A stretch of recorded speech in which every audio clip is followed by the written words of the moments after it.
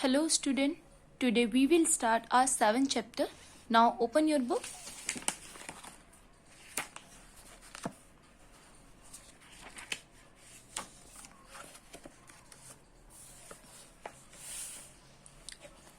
Yes, 7th chapter name is A Race to Remember. The year was 1936. Jesse Owens was on his way to Berlin to make his dream come true. The American athlete was going to participate in the first Olympic Games. सो किस time मतलब किस year की बात है ये 1936 की. सो James ons जो थे वो क्या थे, अपने बर्लिन के एक एथलीट थे जो अपने सपनों को सच करने वाले थे. सो ये अमेरिकन एथलीट के नाम से मतलब जाने, जो अमेरिकन एथलीट ओलंपिक गेम्स जो होने वाले थे बर्लिन में, उसमें ये पार्टिसिपेट करने जा रहे थे और ये अमेरिकन एथलीट के फर्स्ट ओलंपिक एथलीट थे. ठीक है. Owen's journey to the American athletes team had been long and grueling. So उन्होंने कहा कि जो अमेरिकन एथलीट थे, यानी कि ओवेंस जो थे वो अमेरिकन के एथलीट थे, सॉरी बर्लिन के नहीं, बर्लिन में जो ओलंपिक गेम थे वो होने वाले थे. पर जो ओम्स थे वो अमेरिकन एथलीट थे. वो फर्स्ट टाइम ओलंपिक गेम में पार्टिसिपेट करने जा रहे थे. एक फर्स्ट ओलंपिक गेम थे जो होने वाले ऑर्गेनाइज हुए थे. सो उनकी जो जर्नी थी वो बहुत ज्यादा डिफिकल्ट भरी, मतलब बहुत ज्यादा डिफिकल्ट थी. He had grown in the poverty in school and in college. Owens had trained in between attending class, working jobs as a waiter, petrol bank attendant and lift operator. He had fees to pay and a family to support. So जो ons थे वो एक गरीब परिवार से belong करते थे, जिन्हें अपनी पढ़ाई के साथ साथ अपने स्कूल में काम भी करना पड़ा. जैसे कि उन्होंने काम बताया है कि वेटर की जॉब वो करते थे, पेट्रोल पंप जो होता है वहां पर अटेंडेंट की जॉब करते थे, लिफ्ट ऑपरेटर का काम करते थे, जो पैसा उन्हें वहां से मिलता था जिससे वो अपनी स्कूल की फीस भरते थे और अपनी फैमिली को सपोर्ट किया करते थे.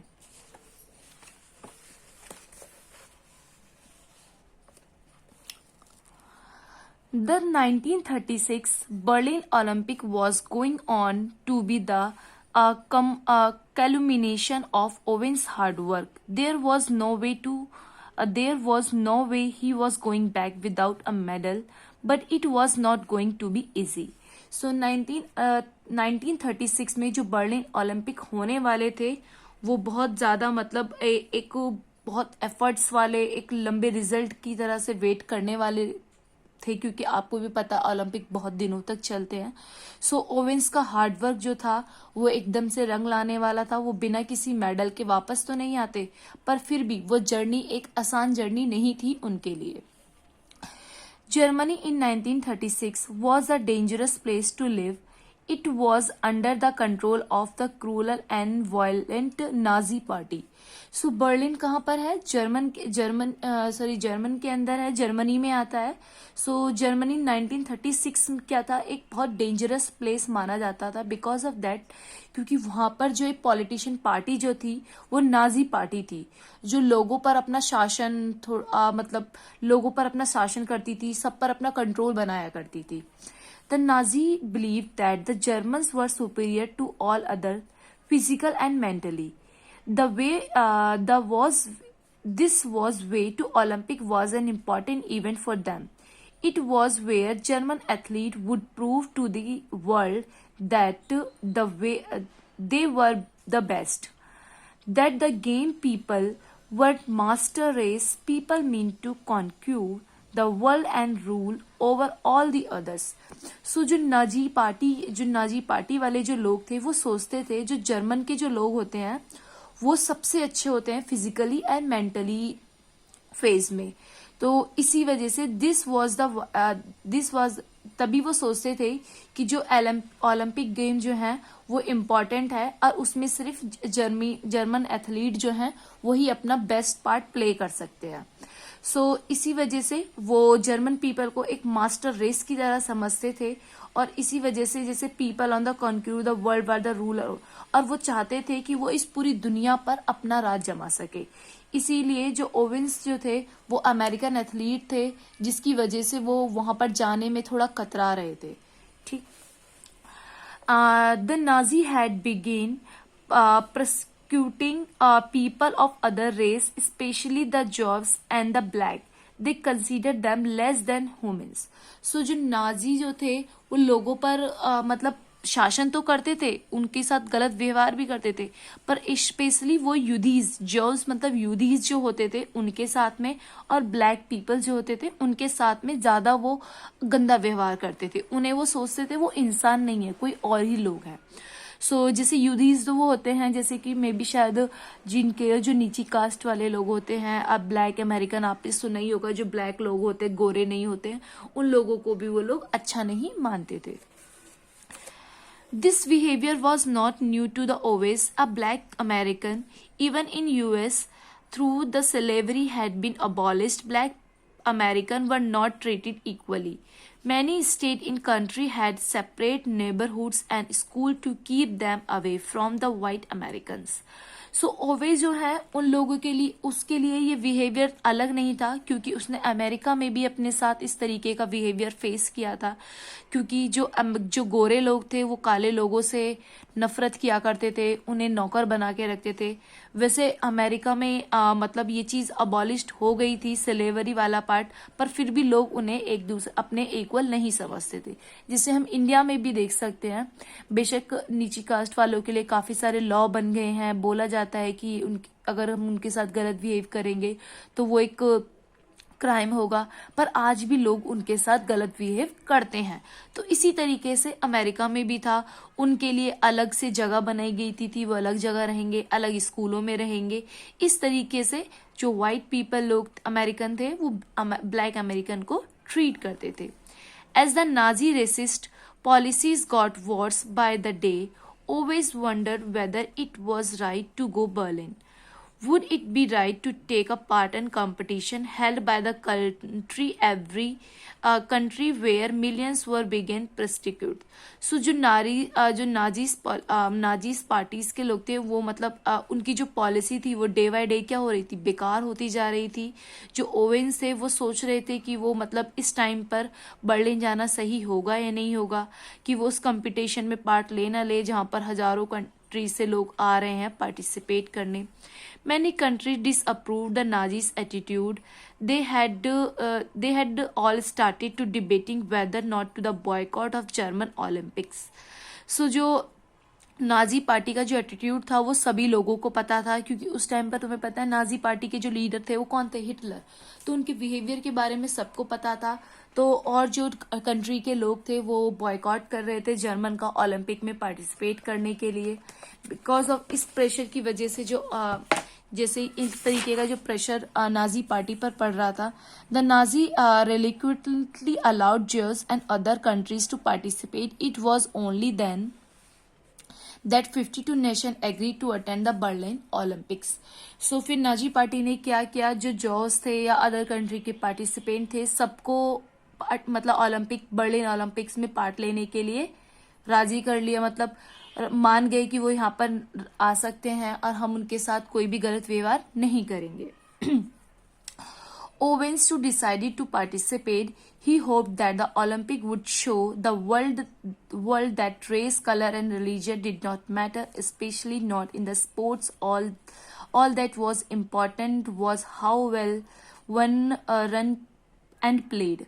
ओवेस ने डिसाइड किया कि वो इन ओलंपिक्स में पार्ट करेंगे और यहाँ पर जीत कर वो दिखाएंगे कि रेस, कलर और रिलीजन ये कुछ भी मैटर नहीं करता है किसी एथलीट के लिए या किसी इंसान को अपनी स्किल्स साबित करने के लिए। इसलिए when Owens arrived in Berlin, he was surprised by his welcome. He had expected hatred and insult from the crowd, but instead he was greeted cheerfully by fans. Even Germans had heard the Jesse Owens his record-breaking runs. सो जैसे ही Owens जो थे वो Berlin पहुंचे, वो वहां पर जैसे उनका वेलकम हुआ वो सरप्राइज हो गए। उन्होंने उम्मीद की थी लोग मेरे काले होने की वजह से मेरी बेइज्जती करेंगे और मुझसे नफरत करेंगे, पर ऐसा कुछ नहीं था। लोगों ने बहुत चेयरफुली उनका स्वागत किया। उनके जो रिकॉर्ड्स उन्होंने तोड़े थे उन सब के बारे में उन्हें बात की, खूब उनको चेयरअप किया, जिसे देखकर वो बहुत ज्यादा खुश हुए। Owen's performance in the Berlin Olympic did not disappoint his fans. He won gold medal in the 100 meters and 200-meter race and the 1 into 400-meter relay. It was only during the long jump event that Owens had not a spot of trouble. जो Owens था उन्होंने उस अपनी मतलब Olympics में बहुत अच्छी performance दी। उन्हें 100 मीटर की रेस में, 200 मीटर की रेस में, 100 400 मीटर की रेस में गोल्ड मेडल्स मिले, पर उन्हें कुछ डिफिकल्टीज का सामना करना पड़ा किसमें, लॉन्ग जंप के कंपटीशन के अंदर। The rule was the long jump were different in Germany. Owen's first few attempts ended the disaster. It almost looked like Owens would not be able to add another medal to his record, but help came from the someone unexpected. Lutz Long in the fellow long jump competitor from Germany. So वो क्योंकि उनको long jump में दिक्कत इसलिए आई क्योंकि German में जो rules थे लॉन्ग जंप के वो थोड़े डिफरेंट थे, जिसकी वजह से उन्हें काफी ज्यादा प्रॉब्लम फेस करनी पड़ी। ओवेंस को फील होने लगा कि शायद वो और कोई मेडल अपने रिकॉर्ड में शामिल नहीं कर पाएंगे, पर उन्हें फिर अचानक से किसी की हेल्प मिली जिनका नाम था लूट लॉन्ग्स, जो जर्मन के ही कौन थे, लॉन्ग जंप के कॉम्पिटिटर थे। तो उन्होंने उसको हेल्प की। Long was the best example of the Nazi idea, the perfect woman. जैसे उनका कहना, he had blonde hair and perfect athlete's body. The Nazi held अब उन्होंने वहां पर होती है कि नाजी एक बड़ा क्रूल शासन वाले लोग थे, तो वहां पर इतना अच्छा एक एथलीट मिलना जो ब्लैक पीपल की हेल्प कर रहा है वो बहुत सरप्राइज वाली बात थी, जिसके बहुत प्यारे से हेयर थे और एथलीट टाइप की सी एक बॉडी थी। तो उसके बारे में यहाँ पे बताया है। The Nazi held him the high record but long disgusted by the racist attitude. He did not care the Owens was black. He gave Owens some valuable advice and always went to the jump and record breaking 8.6 meters and won the gold. जो long थे उन्होंने मतलब उनका वो बिल्कुल neutral type के person थे। उन्हें इन ब्लैक पीपल्स या रेसिज्म में कोई इंटरेस्ट नहीं था। उन्हें ओवेंस को ब्लैक होते हुए भी उन्होंने उससे बहुत अच्छी एडवाइस दी, जिसकी वजह से ओवेंस लॉन्ग जंप में उनको गोल्ड मेडल मिला। Long won the silver medal and was the first congratulate Owens. तो Long को कौन सा मेडल मिला था, सिल्वर मेडल मिला था, जिसमें उन्हें ओवेंस को पहली बार मतलब पहले पर्सन थे जिन्होंने ओवेंस को कॉन्ग्रेचुलेट किया था, क्योंकि ओवेंस को 8.6 मीटर्स लॉन्ग जंप में क्या मिला था, gold medal. They walked hand in hand and even took photographs together. It took the lot courage to friendly in black competitor in the front of the Nazis and their leader Adolf Hitler, who was the spectre of the game. And Long was one of the bravest men Owens had met. The Owens had friendship. He struck up with Long. Was the most important trophy he brought away from the Berlin Olympic. Long was Owen continued to keep in touch after the games. Long को मैंने जैसे बताया कि silver medal मिला था और long ने फिर ओवेंस को कॉन्ग्रेचुलेट किया। वो दोनों हाथ पकड़कर ग्राउंड से बाहर आए, दोनों ने अच्छे से फोटोग्राफ खींची। अब अब जो एक तरीके से जैसे ओवेंस का बिहेवियर था उसके लिए क्या कहते हैं, ओवेंस लॉन्ग का जब बिहेवियर था ओवेंस के लिए वो बहुत ज़्यादा बहादुरी वाला था, क्योंकि अपने लोगों के सामने लीडर हिटलर के सामने उन्होंने एक ब्लैक पीपल की मदद की और उसके साथ पिक्चर्स ली। तो ये बहुत तारीफ करने वाली बात थी, जिसे ओवेंस अपने मन ही मन सोच रहे थे। उन्होंने जिस तरीके से वो गेम जीते थे तो इस तरीके अब उनको गोल्ड मेडल मिला था, उनको सिल्वर मेडल मिला था, तो इसका इफेक्ट कुछ नहीं डालना चाहते लॉन्ग के ऊपर। उन्होंने बहुत अच्छे से अपनी दोस्ती की रिस्पेक्ट दी और बाद में गेम खत्म होने के बाद भी उनके कांटेक्ट में वो रहे। Hitler was quite angry with how the game had turned out. His dream of German winning all the competitions had died right in the front of his eyes. The 1936 Olympics was supposed to have been the victory of the German master race, but his plan had failed thanks to Owen's amazing performance. Hitler इस game से बस थोड़े से नाराज थे क्योंकि वो सोचते थे कि इस गेम में जो भी गोल्ड मेडलिस्ट हैं या फिर जितने भी मेडल हैं वो सिर्फ जर्मन को ही मिलने चाहिए, पर जिसकी वजह से जो 1936 ओलंपिक्स जो थे जिसकी वजह से वो गलत साबित हुए।